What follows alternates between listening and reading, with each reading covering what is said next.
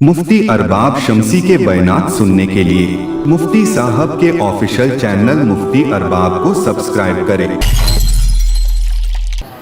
आज का पहला सवाल है कि फ़र्ज़ नमाज़ों में जो सुन्नतें और नफिल हैं, क्या उनमें हम ज़ोर से क़िरात कर सकते हैं, नहीं कर सकते? यानी कुछ लोग ये सवाल करते हैं कि हमें नमाज में अटेंशन यानी कि ध्यान लगाने की प्रॉब्लम है, हम क्या ऐसा कर लें कि हम नफिल नमाज़ों में, सुन्नत नमाज़ों में ज़ोर से क़िरात कर लें?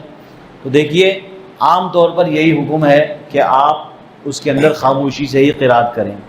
लेकिन अगर आपको बहुत ज़्यादा ऐसी परेशानी है कि आपका जहन बार बार इधर उधर भागता है, तो आप इतनी ज़ोर से क़िरात कर लें कि आपको आवाज़ आ जाए और आपके बराबर वाले खड़े को आवाज़ आ जाए।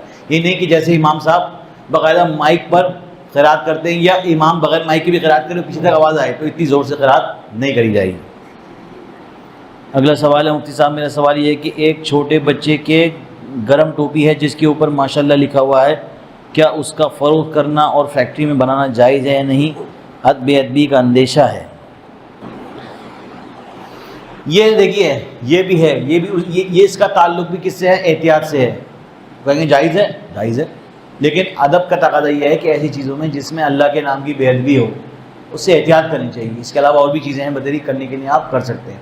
और ये बहुत से कितने लोग हैं दुनिया में जो माशाल्लाह लिखी हुई या अल्लाह का नाम लिखी हुई टोपी पहनना चाहते हैं, सब एहतियात करते हैं, सब प्लेन टोपी पहनना जानते हैं। तो एक नीश मार्केट, छोटी सी मार्केट के लिए आप अपने आप को क्यों ऐसे बेअदबी में डालें?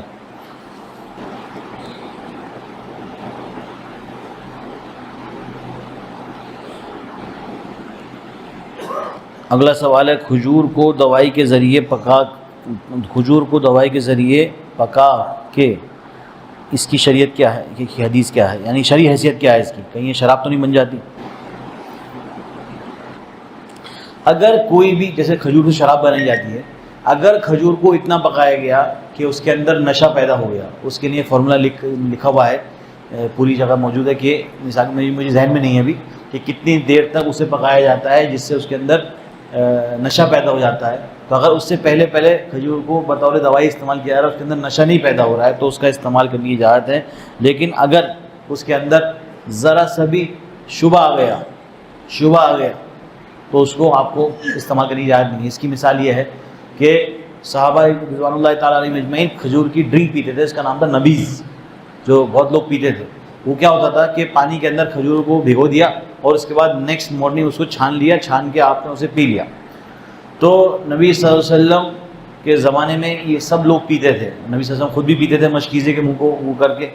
लेकिन अगर कभी इस बात का शुबा हो जाता कि इसके अंदर वक्त ज़्यादा हो गया है और इसके अंदर नशा पैदा होने का ख़तरा भी है, तो उसे कोई इस्तेमाल नहीं करता।